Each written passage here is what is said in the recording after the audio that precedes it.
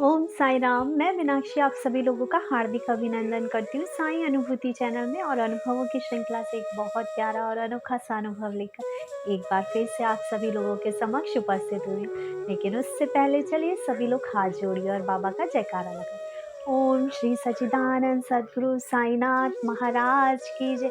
अनंत कोटि ब्रह्मांड नायक राजाधिराज योगी राज परम ब्रह्म गुरु श्री सच्चिदानंद सद्गुरु साईनाथ महाराज की जय।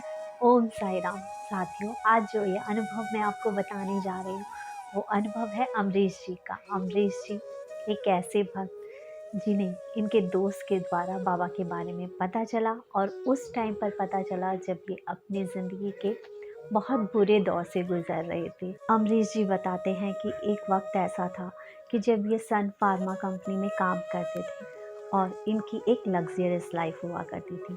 ये दिन के 1000 रुपये भी खर्च करते थे तो ये बहुत इजीली अफोर्ड कर सकते थे।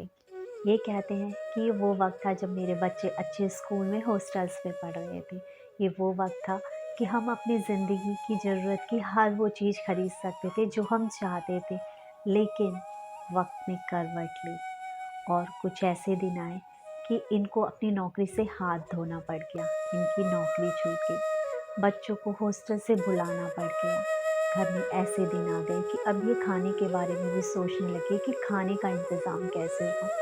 ये बताते हैं कि ये इनकी ज़िंदगी का एक ऐसा वक्त था कि जहाँ ये जब 1000 रुपये भी दिन के खर्च करते थे तो इन्हें कोई प्रॉब्लम नहीं होती थी।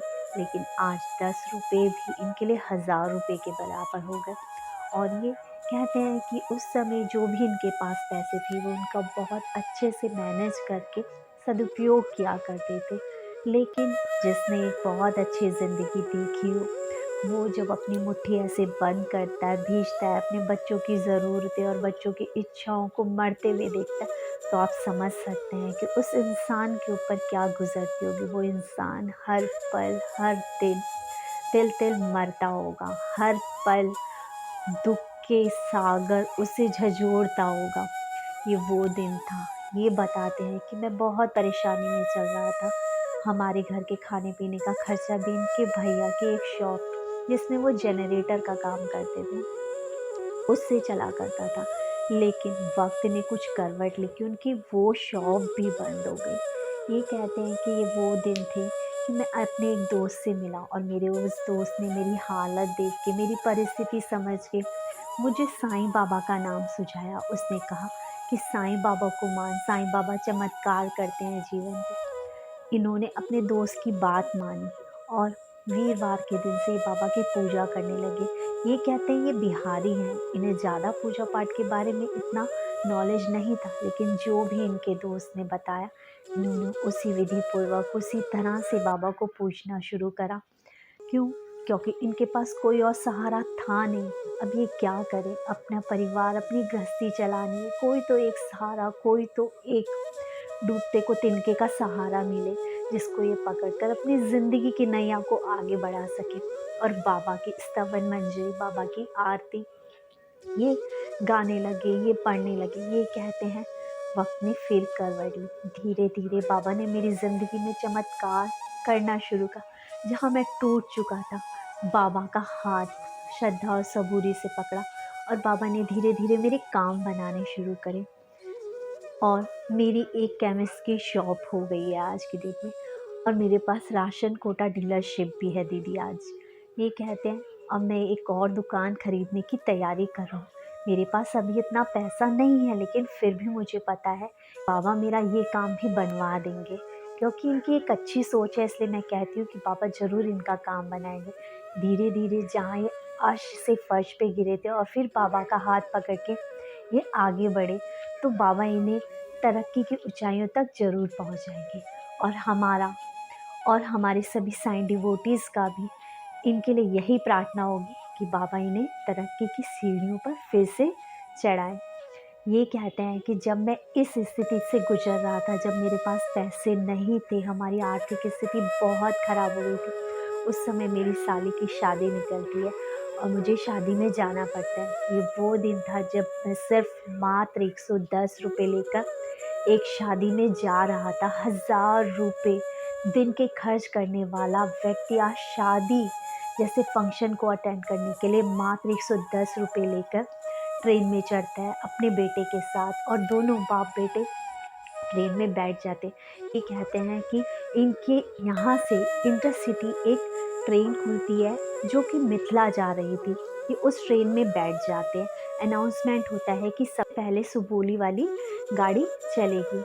ये गाड़ी में बैठते हैं। गाड़ी में बैठने के बाद ये वॉशरूम जाते हैं। ये कहते हैं जब मैं वॉशरूम में जाता हूँ तो मैं क्या देखता हूँ, वहाँ साइड में 100-100 के नोट की एक छोटी सी गड्डी रखी हुई है। ये कहते हैं जब ये वॉशरूम से बाहर निकलते हैं, ये उन पैसों को उठा लेते हैं और अपने मन में सिर्फ इस इच्छा के साथ कि ना जाने ये किस नीडी इंसान का, किस ज़रूरतमंद के पैसे यहाँ छूट गए हैं। क्योंकि हो सकता है कि कहीं ऐसा ना हो, कोई इलाज कराने पटना जा रहा हो, किसी की बीमारी के लिए इलाज में लगाने के लिए ये पैसे हो। इस विश्वास और इस बात को ध्यान में रख के ये वहीं बाहर गेट के पास खड़े हो जाते हैं अपने पूरे सफ़र में, जब तक इनका स्टेशन नहीं आते कि क्या पता जिसके ये पैसे छूटे हैं वो आ जाए। क्योंकि एक साईं भक्त जिसने गरीबी और दुख देख लिया हो, वो कभी भी इतना लालची नहीं हो पाता कि उस पैसे को देखकर अपने पास रख ले। उसे भी पता होता है कि ना जाने किसकी कितनी ज़रूरत हो सकती है, क्योंकि वो खुद आज ज़रूरतों के बोझ से जूझ रहा है। लेकिन ये कहते हैं दीदी पूरा सफ़र बीत जाता है, मेरा स्टेशन आता है, लेकिन कोई भी नहीं आता उन पैसों को लेने के लिए। बोझिल मन से मैं ट्रेन से उतरता हूँ अपने स्टेशन पे, और उसके बाद मुझे ख़्याल आता है कि मेरे बाबा, मेरे साईं जहाँ मेरा इतना साथ दे रहे हैं, मेरे बाबा ने शायद मुझे खर्च करने के लिए, शायद मेरी इज़्ज़त बचाने के लिए मुझे ये पैसे दिए हैं। मेरे बाबा आज मेरी लाज बचाने के लिए आ गए। और ये सच है कि अगर बाबा का भक्त दुख और तकलीफ़ में होता है, वो इस तरह की परेशानी से जूझ रहा होता है ना, तो बाबा कहीं न कहीं किसी न किसी तरह से करके अपने भक्त तक मदद ज़रूर पहुँचा देते हैं।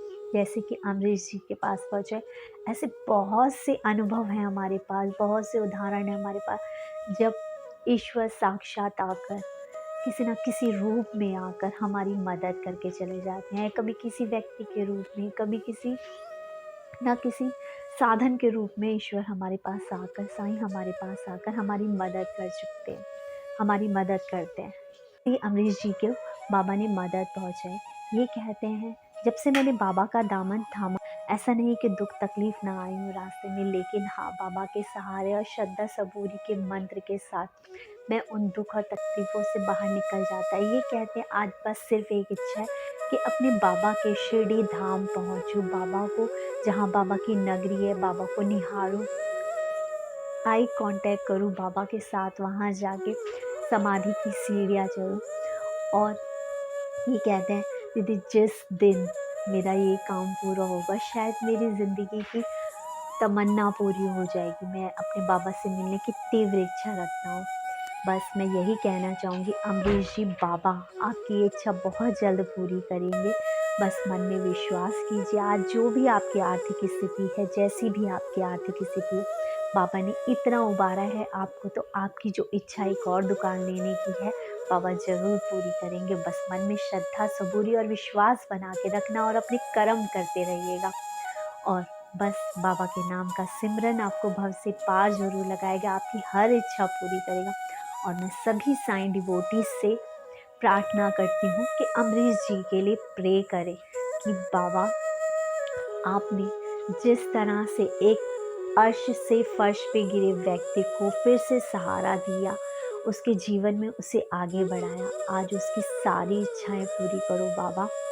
बहुत दुख वो झेल चुके बाबा, आप उनके जीवन में स्टेबिलिटी ला दीजिए। बहुत प्यार करते हैं बाबा आपको, बहुत मानते हैं बाबा ये आपको, इनकी सारी इच्छाएं पूरी करें। और बस मैं इस चैनल के माध्यम से इतना ही कहना चाहूँगी, हमारे इस साईं परिवार से जुड़े और साईं बाबा से जुड़े जो भी व्यक्ति हैं, बाबा उनके दुख दूर करो। जो व्यक्ति चाहता है कि उसके औलाद नहीं है, बाबा उसको औलाद दो। जिस व्यक्ति के काम काज बंद पड़ गए हैं, ठप पड़ गए हैं, बाबा उनके काम काज सही करिए। जो अपनी तबीयत से जूझ रहे हैं, अपनी बीमारी से जूझ रहे हैं, बाबा उनकी तबीयत सही करे। और ये मेरा विश्वास है कि जो भी बाबा को श्रद्धा और सबूरी के साथ पूछता है, बाबा उसकी मदद ज़रूर करते। लेकिन हाँ, यहाँ ये ज़रूर कहना चाहूँगी, 1-2 दिन बाबा की पूजा करने के बाद और फिर बाबा ये कहना कि काम नहीं हो रहा है, तो ऐसा नहीं होता है। पूरे विश्वास के साथ बाबा को मानिए, बाबा को पूजिए, तभी चमत्कार होते हैं। एक सॉन्ग है ना, मैंने सौंप दिया इस जीवन का हर भार तुम्हारे चरणों में, मेरी जीत तुम्हारे चरणों में, मेरी हार तुम्हारे चरणों में, अब सौंप दिया इस जीवन का हर भार तुम्हारे चरणों में। जिस दिन आप अपनी जीत और अपनी हार सब कुछ अपने साईं के चरणों में समर्पित करते हैं ना, तब चमत्कार होते हैं। विश्वास के बिना चमत्कारों के बारे में सोचना भी गलत है। बाबा पे पूरा विश्वास कीजिए, वो ब्रह्मांड नायक है, वो ईश्वर है। उनकी परीक्षा आप लेने की कोशिश मत करिए, क्योंकि यदि ईश्वर परीक्षा लेने पर आया तो शायद आप संभल भी ना पाए। ओम साईं राम। इसी के साथ चैनल को ज़्यादा से ज़्यादा लाइक करें, शेयर करें, सब्सक्राइब करें।